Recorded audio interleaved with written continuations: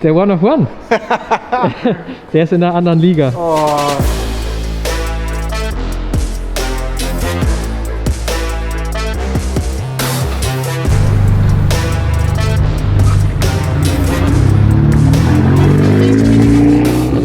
So Leute, was geht ab? Herzlich willkommen. Ich dachte mir, wir machen heute mal wieder einen gemeinsamen Rundgang durch die Firma. Es gibt nämlich ein paar Projekte, die hier so am Laufen sind. Ich kann euch ein bisschen was zeigen, was gerade so abgeht, glaube ich, ist sehr, sehr spannend. Ich bin jetzt gerade in der Motorsporthalle, die aber nicht so sehr nach Motorsport aussieht, sondern mehr nach richtig edler Werkstatt, was es auch ist. Ne? Ihr seht, wir haben zwei schwarze RS6 hier. Das hat einen besonderen Grund.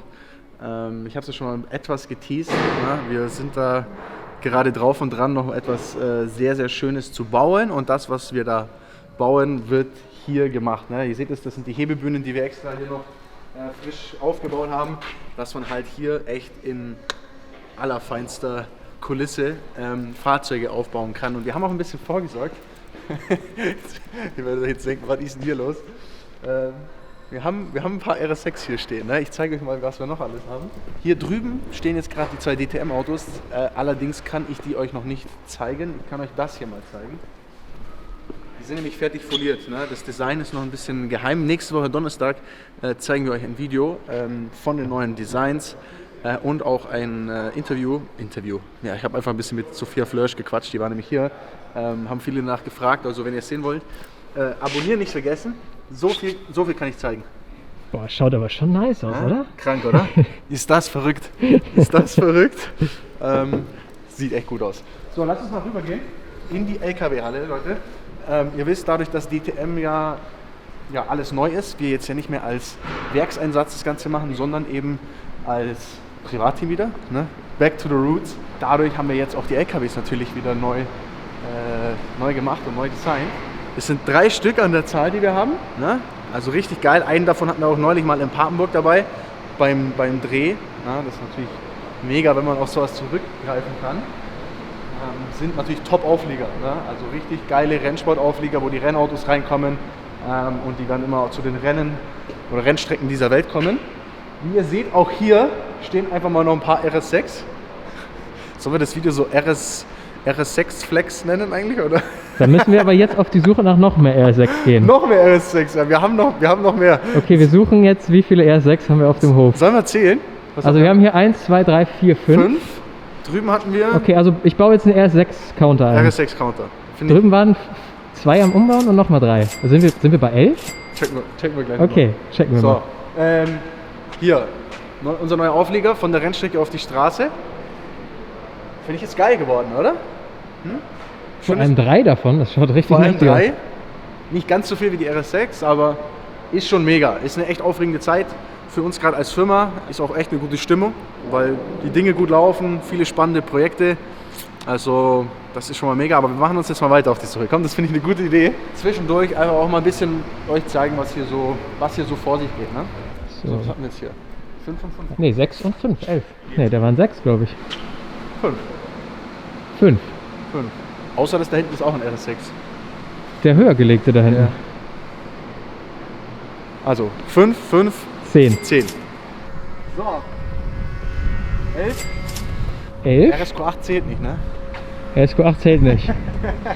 Und er zählt als 2, weil er so dick ist. Ja, ihr denkt euch vielleicht, warum zur Hölle haben die so viele Autos hier? Ist eigentlich ganz einfach, ne? Wir bauen ja nicht nur Kundenfahrzeuge um, wir warten ja nicht nur, bis ein Kunde zu uns kommt und sagt, ich habe ein RS6, ich hätte gerne ein Paket, sondern wir holen uns natürlich auch viele zu uns, bauen die um und versuchen die dann natürlich als Gesamtauto zu verkaufen. Das hat stark zugenommen in den letzten Jahren und ist echt ein mega Geschäft. So. Das funktioniert einfach geil. Die Leute lieben die Gesamtkonzepte und das ist eigentlich das, was wir hauptsächlich mittlerweile machen. Gar nicht mehr irgendwie einzelne Dinger verkaufen, sondern gib ihm ganz. Gib ihm ganz. Hier geht's weiter. So, hier. Tsching! 12. Daytona Grau. Daytona Grau matt. Ein bisschen Vogelscheiß hier oben drauf. So, 13. Jawohl. Einer geht noch. Tsching, 14. Ich muss sagen... Hey, sind das nicht 2? Warte mal, bin ich dumm?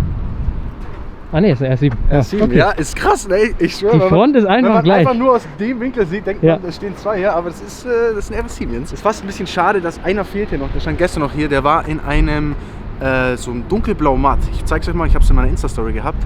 Das war auch sehr, sehr geil. Wir hatten auch einen RS7R hier in blau. Also, obwohl ich blau nicht so selber feiere, waren die sehr, sehr geil. So, 14 haben wir. Wir gucken mal weiter. Oder sollen wir hier in die Spenglerei direkt mal reingehen? Genau. Da könnten wir noch 1, 2 abstauben. Zählen Sitze? Dani? Sitze zählen. Das sind auch nur. Ne, haben wir hier nicht. Haben wir hier nicht. Scheiße, nur RSQ8. Servus. Servus. Das war der Kollege vom TÜV, der hier immer schaut, dass alles in Ordnung ist und alles TÜV hat. So, haben wir in der Werkstatt noch eine? Nee. Wir hätten lieber RSQ8 zählen sollen, ey. Ja, ey, ich wollte gerade sagen, Q8 ist schon auch. Ich weiß Oder gar steht nicht. um die Ecke vielleicht noch ein RS6? Nee, Warte ist mal, grad ich nicht. schau mal. Oh, Hast du? Nee, ne? da hinten der alte RS6 ist noch da. Oh, Alter, in der ganz wilden Farbe auch. In der ganz wilden Gibt Farbe. einen halben Punkt. Gibt sind 15, oder? Sind 15, ja, Mann. Okay, kommen wir mal weiter. Hat sich doch noch einer versteckt. Da geht noch was. Zählt der auch? Der One of One. Der ist in einer anderen Liga. Oh, Leute. Ich glaube, wir müssen heute mal dem One of One auch mal wieder ein bisschen Aufmerksamkeit schenken. Wir gucken einmal noch ums Eck.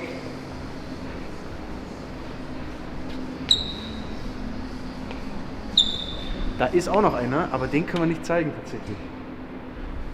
Der ist schon ein Stückchen weiter. Ne? Also somit haben wir jetzt 16. 16. 16 Zählt an der trotzdem. Zahl. Zählt trotzdem. 16 ist schon wild. Aber der steht jetzt nicht zufällig hier, Leute.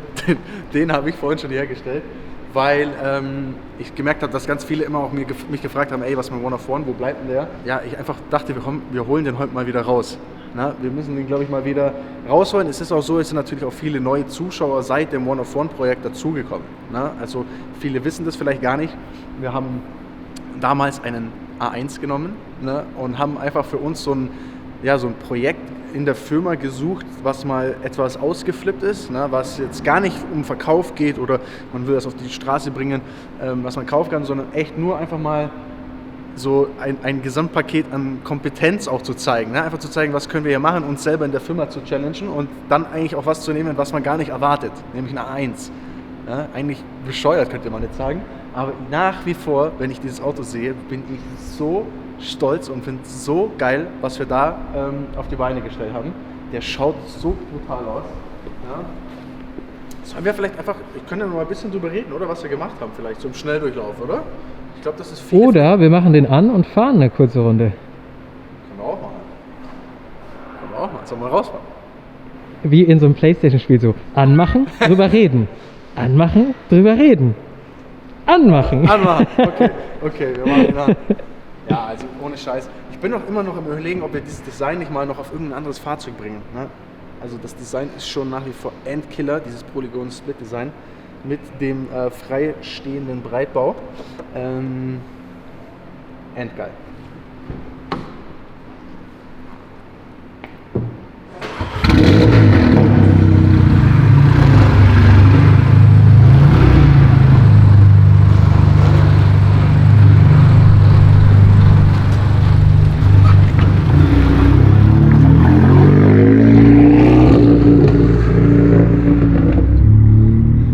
Läuft noch. Oh mein Gott. Warum sollte er nicht laufen? Ey, ohne Scheiß.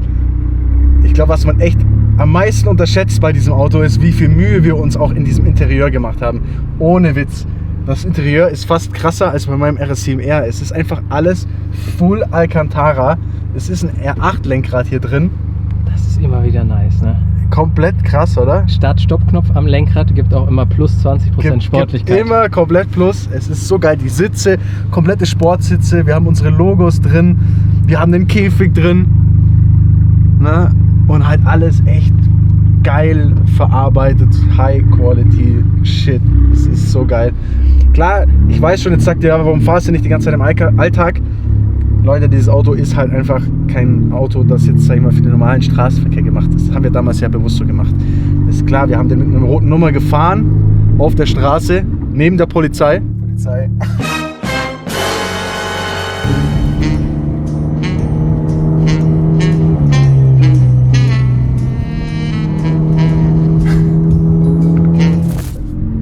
Aber trotzdem, ich glaube, wenn ich auf Dauer mit dem auf der Straße fahren würde, dann hätten wir irgendwann ein kleines Problem. Schon allein wegen dem Sound. Ne? Also allein, weil der schon so scheppert. Jetzt haben wir eigentlich mal noch, wir haben doch gar nicht zu Ende gezählt, fällt mir gerade ein, im Showroom steht glaube ich auch noch was. Da ist glaube ich auch noch ein RS6. Wir können noch schnell ein bisschen den Counter hochbringen. Sollen wir noch mal schnell reinfetzen? Komm. Ja, Mann. Okay, es geht noch ein bisschen weiter. 16. So ein geiles Teil. Das ist RS7 hier, das zählt nicht. Hier haben wir noch einen. 17. So, was ich aber gerade noch gesehen habe, ist vorne auf dem Parkplatz stehen auch noch welche. Wir kriegen die 20 noch, wir kriegen sie. Wir brauchen die 20 jetzt. Wir brauchen mindestens 800 RS6. 17. 18. Ich glaube, RSQ8 hätten wir wahrscheinlich gewonnen. Ja, ne? Alter, was geht hier? was 1, ist 2, denn 3, hier 4, 5. 19. 20. Wir haben die 20. 21. 22. Ah, ich sehe da noch einen. Ja. Hier. 23. 24. Und hier ist auch noch einer. Ja. 25.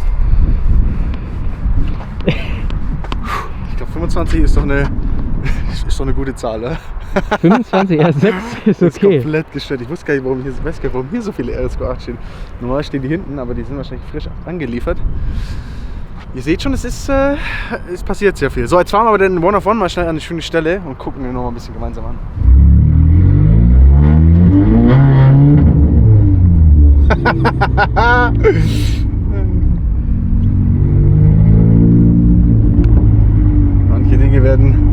Manche Dinge werden nie alt, ey. Ach.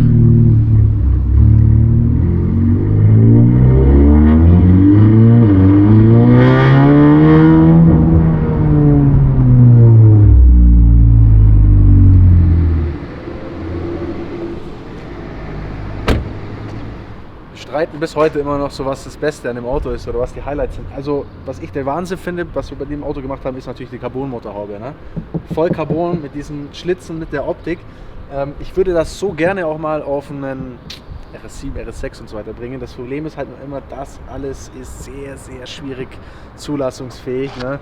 Du hast ja Aufpreisschutz und solche Themen. Ja, auch die Öffnung vorne, die größere Öffnung, die wir gemacht haben und solche Themen.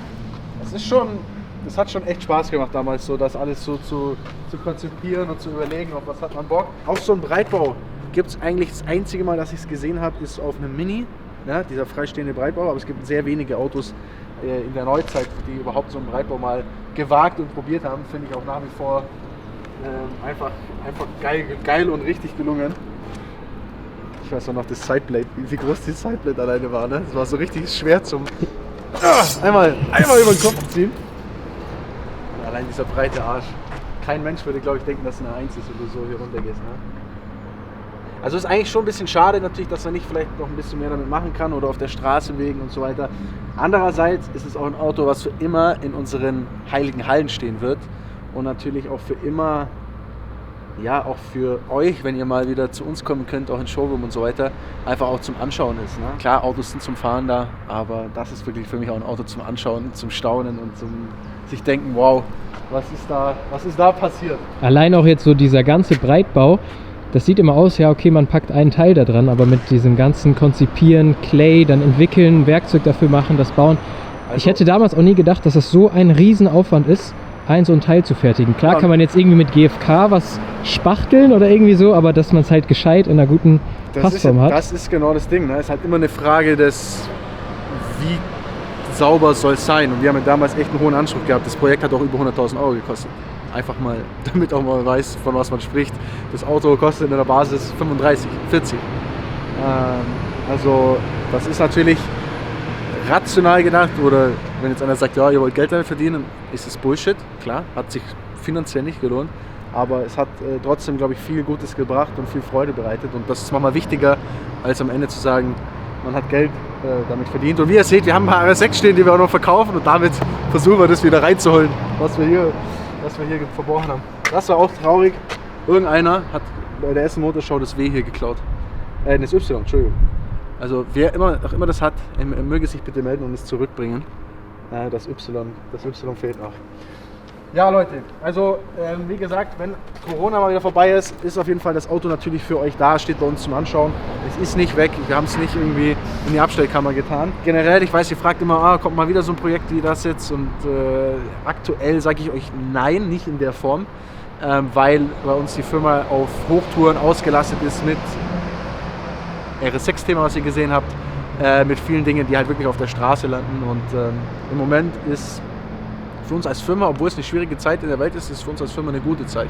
Also es ist echt toll zu sehen, wie sich alles entwickelt, wie gut die Sachen funktionieren, wie schön es ankommt, wie viel Unterstützung wir erfahren. Also ja, es ist nicht selbstverständlich und schon geil und macht sehr viel Spaß und wie gesagt, ihr werdet auf jeden Fall bald auch sehen, was da als nächstes kommt. Ihr wisst, ihr seid die Ersten. Ja? Ich kämpfe ja immer dafür, dass wir das hier alles euch zeigen können. So, machen wir zum Abschluss noch einen kleinen Abschiedsporn. Auf jeden Fall. Machen wir noch, Leute. Kleines Update hier aus der Firma. Ich wünsche euch einen geilen Tag. Denkt dran, am Donnerstag kommt das Video mit den DTM-Autos. Auch sehr, sehr spannend. Deswegen seid da dabei. Schöne Woche noch. Haut rein. Ciao.